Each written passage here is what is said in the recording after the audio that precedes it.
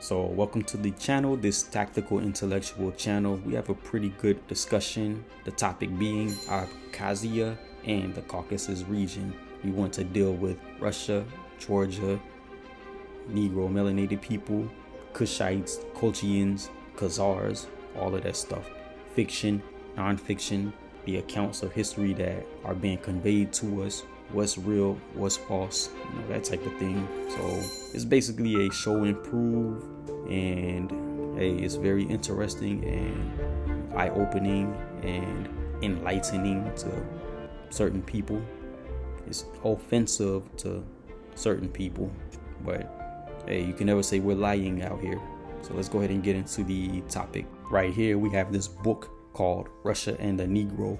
I want to examine this, do a little bit of reading. We want to pick apart some of these things. We're going to check out the first chapter. It's about 10 pages or so, but it's all about nonfiction over here. So let's go ahead and begin. Hey, before we do all of that, let us check out the preface section. We're going to look at 14 and 15, the highlighted portion of 14 right here says, specialists in Russian studies have devoted little attention to any groups or individuals who were neither of European nor of Asian origin. Drop down a little bit and it says, as a study of the presence and role of the Negro in Russian history and thought, this is actually a study of two Russias, Tsarist Russia and Soviet Russia. Some attention is also given to differences between regimes within the two and to the distinction that should at times be made between the state and the people. Like Russia, the term Negro also demands further definition. The choice of an appropriate term to denote people of Black African descent is uniquely complicated in the Russian setting. Consider, for instance, the various meanings of the expressions white, Russian, and Caucasian. The latter term is especially confusing in the present context because the largest part of the Negro population native to Russia lived for centuries in the Caucasus Mountains and was therefore Caucasian. The problem goes even deeper for the student pursuing this subject in old Russian sources. There is a Russian term, Cherny Liudi, which means black men, but designated not an ethnic group, but a certain economic category in the lower classes. A similar term, black plowman, describes one category of the peasantry. The term Negro as used here denotes only people of primarily Black African descent. Alright, so let's drop down in the preface section, number 15, and it says in the highlighted portion, another limitation is the difficulty of finding sources for Negro and Russian history. A fuller treatment should be possible if the current revival of Soviet interest in history results in more varied studies and greater exploitation of untapped Soviet archives. All right, so upon hearing this, I know some people gonna be like, yo, he's lying. This is a, quote unquote woke. This is a revised history and everything, but the proof is right there. They talk about a native Caucasian, native Russian population. So in this book, terms that are used to denote that native Negro population, they're also used, but throughout the years, the muddying of the waters has actually been going on in full effect. So we're gonna try to untangle the webs of confusion or the knots of confusion, and that starts right now as we examine chapter 1. All right, now we're gonna read the part entitled Negroes of the Black Sea region, and we're gonna read the highlighted portion, and it says, the question of the earliest presence of Negroes in the geographical region which became the Russian Empire centers on the origins of the small scattered settlements of Negroes which until recently were located along the western slope of the Caucasus Mountains near the Black Sea. It might be noted incidentally that this general area is perhaps richer in mystery and fable than any other in the world. Close by is Mount Ararat, reputedly the landing place of Noah's Ark, and the setting for the legendary Greek hero Jason and his successful quest for the Golden Fleece. Moreover, it was in the Caucasus that Prometheus was said to have been chained for revealing the secret of fire to mankind. Such a treasure of epic tales surrounding this area is, to be sure, more of a hindrance to the historian seeking to trace some factual pattern amid a broad, colorful tapestry woven of real and imaginary strands. Like other fascinating historical phenomena, the Negro settlements in question have been discovered, in quotes, a number of times by the outside world, each time with amazement but often in ignorance of prior such discoveries that had been made. When one considers the rugged terrain of this region, it is not surprising that these Black Caucasians remained highly isolated for centuries and were generally unknown to the Russian public. The Negroes resided in what is now the small state of Abkhazia and in parts of what is now the Georgian Soviet Socialist Republic, an area which gradually became fully part of the Russian Empire between the beginnings of the 19th century and the 1870s. Okay, therefore, geographical and political circumstances largely account for the fact that it was not until early in the 20th century that the Russian public was made aware of the existence of settlements of several hundred Negroes in the Black Sea region. The news first surfaced in an article by Russian naturalist V.P. Varady, which was published in March 1913 in Caucuses, a newspaper in Tiflis, capital of Georgia, based on Varady's 1912 visit to Batumi, a seaport area in southwest Georgia. The article drew a number of responses that were published in subsequent issues of Caucuses. The letters revealed that there were also Negro settlements around the port city of Sukhumi in northwest Georgia and in other areas of the Caucasus. During the same period, a similar article by F. Elias appeared in Argus magazine presenting information which, when placed beside Varady's, created confusion about the actual number of Negro settlements and raised the question of which investigator had been the first to discover them. Although Varady presented the best argument for having made the initial discovery, given the conditions of the region already mentioned, there was no way to determine, for example, whether Varady's estimate of 20 to 30 or Elias's of 200 more closely approximated the actual Negro population of Batumi province.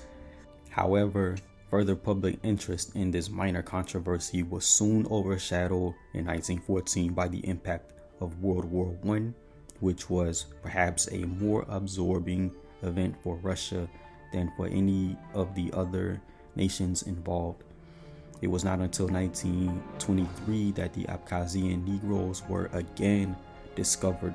This time, the explorer was a journalist, Zenaida Ritker, who had visited an entire village of Negroes near Sukhumi and reported her findings in a series of articles in the Moscow Izvestia. Discovery of the Caucasian Negroes was also noted abroad in the 1920s and 1930s. For example, in a 1925 article by Albert Perry appearing in Opportunity magazine and in Abbott's Monthly in 1931. Also in 1931, a New York Times article described research in Abkhazia by a European anthropologist, Professor B. Adler. He reported finding small isolated colonies of Negroes of relatively unmixed blood. The oldest Negro he found said he had been brought to Russia from Africa at the age of 4 with about 300 other Africans. After the 1930s, little notice was given to the Abkhazian Negroes until the late 1960s, when a number of studies, mainly by Soviet scholars and journalists were devoted to the group's origins, ethnography, and anthropology. Ironically, scholarly interest peaked at a time when the Negroes had apparently become largely assimilated and scattered throughout the Soviet Union. One of the most interesting features of the accounts by visitors to Abkhazia is that their descriptions of the Negroes there have varied considerably.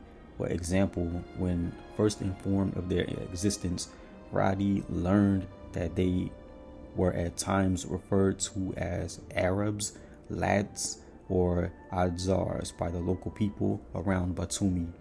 The latter two peoples, indigenous to the area for many centuries, had experienced some intermarriage with the Negroes. Of those Radi encountered, some were black with pronounced Negro features, and others looked more like the lighter complexion Adzars.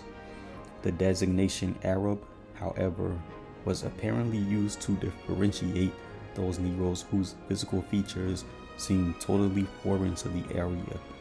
As far as Radi could determine, most of the Negroes were Muslims and spoke only the Abkhazian language. However, a traveler who had first visited the region in 1884 and again in 1887 responded to Radi's article. During his second trip, the traveler had hired a Negro boy as a servant. He later found that the boy was Roman Catholic. Nevertheless, most of the Negroes were farmers, who in some cases formed small communities of their own. Others resided in villages or communes with other people. All such accounts, at least up to the 1960s, agreed in depicting the region as an idyllic tropical setting with houses shaded by palms and magnolias, all framed by snow-capped mountains. It is the land that in ancient times was called Abkhazia, Soul's land. One of the recent Soviet investigators concludes that the reception of the Africans in the region was so cordial that all the new arrivals, although they too worked as plantation slaves growing tea and citrus fruit, found themselves, unlike the American blacks, in a more favorable environment. The Soviet journalist Slava Times contends that the Abkhazian Negroes' enslavement was somewhat improved because of the class solidarity instilled by their commonality of interests with the other enslaved peoples of the area, and after emancipation, their commonality of interest with the poor in general. The Negroes in Abkhazia, along with the other subject peoples of Transcaucasia and Central Asia, were pressed into the Tsar's native division during the final desperate phase of World War I. Okay, as a footnote, in the green, that's kind of some narrative that I'm sensing here, so I put that in green. The good points are in yellow. So yeah, green is kind of shaky logic there. Okay, let's proceed. As might be anticipated, the question which has generated the most diverse opinion is the origins of the Black Sea Negroes. From his interviews, Radi determined only that several groups of Negroes had lived near Batumi since time immemorial. An old man who remembered the period of Turkish rule in the area recalled that when the region became part of the Russian Empire, some Negro households had elected to move into Turkish territory. Consequently, there were also Negro families residing around Turkish Black Sea towns such as Trebizond. The most prevalent explanation of how Negroes came to the Black Sea is that they were brought as slaves for Turkish and Abkhazian rulers between the 16th and 19th centuries. When the Turks withdrew, they took their slaves with them, and those remaining gained their freedom sometime during the 19th century. This school of thought is best illustrated by the following excerpt from one of the letters to Caucuses from E. Markov. Not going to read that. Let's go ahead and drop down. There is, however, another persistent line of thought which places the advent of Negroes in the area centuries earlier, perhaps even in antiquity. This point was first raised by E. Lavrov in a letter to Caucuses in 1913. In an effort to remind the readers of the historical background of the area, Lavrov pointed out that this was the area the ancient Greeks called Caucuses, mentioned in their poetry as early as the 8th century BC. Moreover, Herodotus, the first Greek to write about the area from personal experience, described the Caucusians as black-skinned with woolly hair. This led him to conclude that they were of Egyptian origin and perhaps descended from remnants of the army of the legendary Egyptian emperor Sosostris, who supposedly sometime before the second millennium had conquered parts of Asia.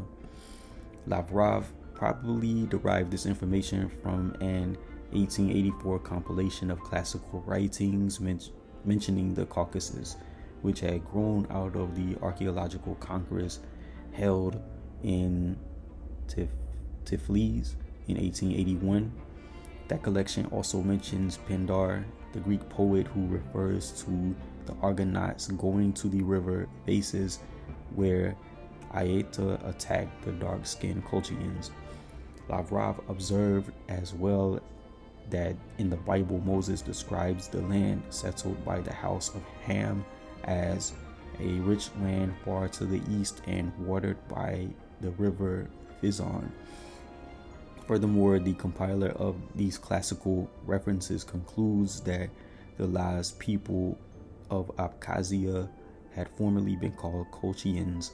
While admitting that there are gaps in the evidence, the compiler cites a number of Greek writers, including Procopius, to support this contention.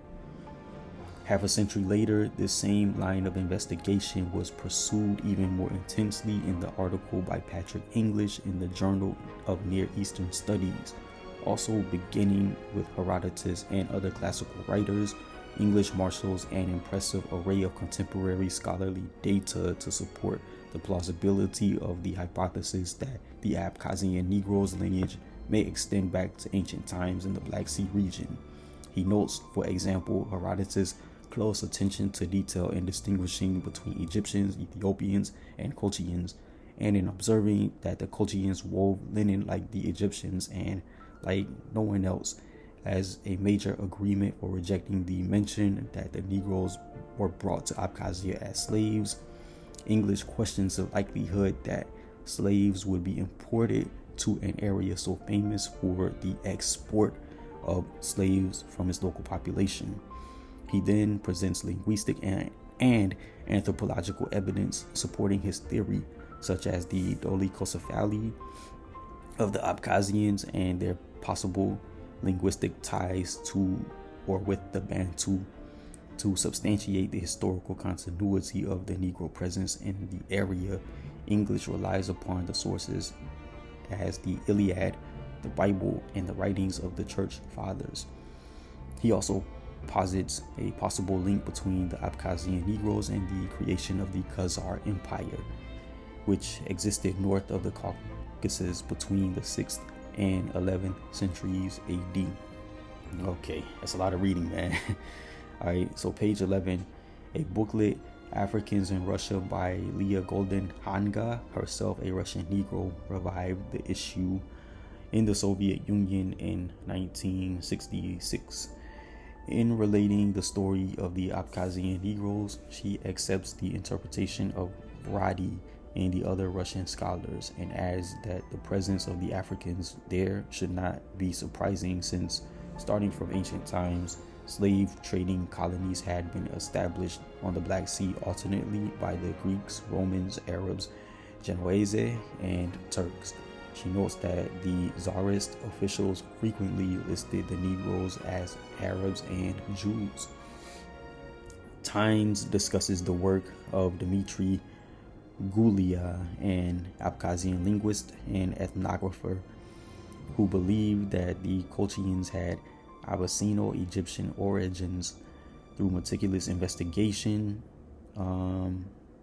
Gulia showed the similarities between many Abkhazian and Egyptian geographical names, those of deities and families, and names of similar manners and customs. In studying the folklore, he also discovered references to Africans in Abkhazian epics. For instance, in one called the Nart epic, which is believed to be thousands of years old, the hero's search for adventure takes them to what must have been sub-Saharan or south of the Sahara, Africa, where they became the guests of black-skinned people. Times also interviewed an Abkhazian scientist, Viano Pachulia, who had visited 11 villages in Abkhazia, in which he had met many Negroes. All had said that their grandfathers and great-grandfathers were from Africa, but they did not know which parts. They were also unanimous in the belief that their families had always been respected members of the communities in which they lived. Still, other historical data might be cited, augmenting those offered by Golden, Hanga, English, and Varadi, and attesting to a long presence of Negroes in the Black Sea area. For instance, the 17th century Arab traveler Eslaya Chalebi encountered black Crimean potters when the Turks resettled the Maghadzari between 1866 and 1877 in order to pacify the Turkish part of the Black Sea region. They might also have removed a sizable number of Negroes, and the existence of small Negro communities in Yugoslavia and Iran raised still other questions. Enumeration of such facts, while intriguing, will still not resolve this question of origins until more interdisciplinary research is done, involving scholars with expertise in the whole range of cultural and national elements included in the historical data. Let's drop down a little bit. It is likely that those who descended from many centuries of assimilation were hardly identifiable as Negroes by Shambay's time. This is especially true for an area like Abkhazia, which to this day can boast of more than 100 languages for its population of 500,000. So now we're at the part of the video where we're winding things down, and I'm going to give my final thoughts on everything that we went over about Abkhazia and the Caucasus region. So according to the preface, which I found interesting, the specialists in Russian studies, they really gave little attention, or maybe no attention, to groups or individuals who weren't deemed European or Asian in origin. So that leads us to the conclusion that much nuance is present when you use terms to refer to melanated people in Russia. And you can try, but you'd be wrong to equate the term white, Russian, and Caucasian, because the Negro population that have been living there for centuries and have strong roots in the Caucasus region, they are themselves Caucasian. And you can definitely see that the problem of misunderstanding is fairly deep on this topic here.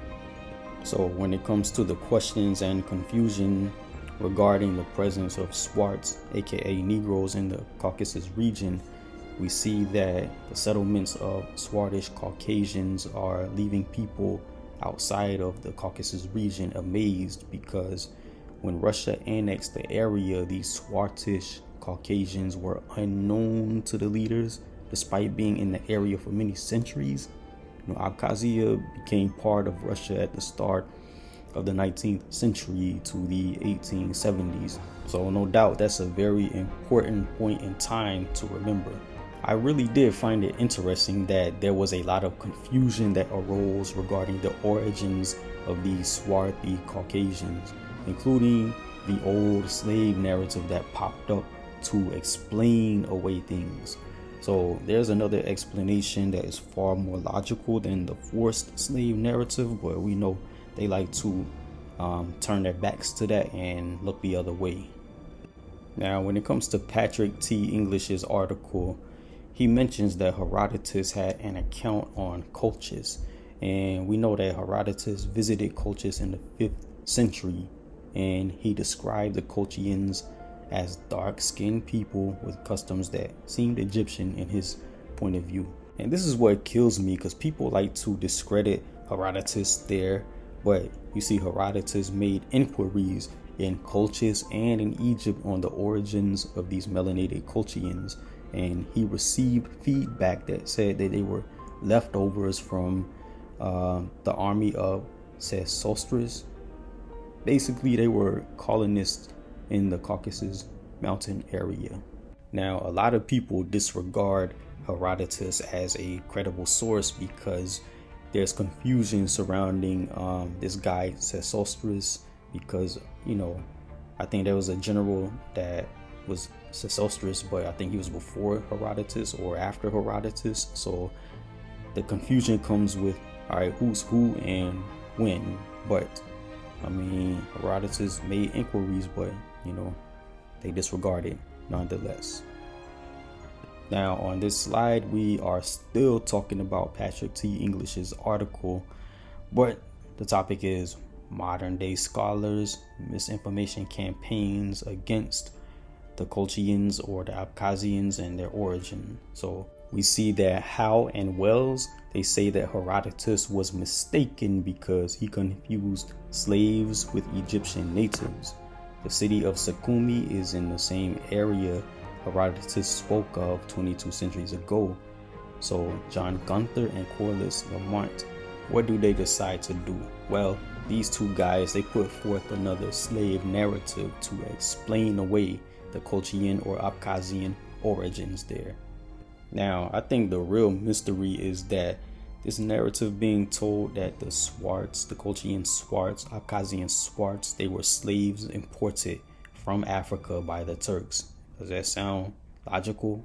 Well, the rebuttal for all of that is still found in Patrick T. English's article on that misinformation campaign that modern day scholars wage. You see the first bullet point, Malte Brun mentions that any type of slave that Sukhumi may have is of the export variety, not the import variety.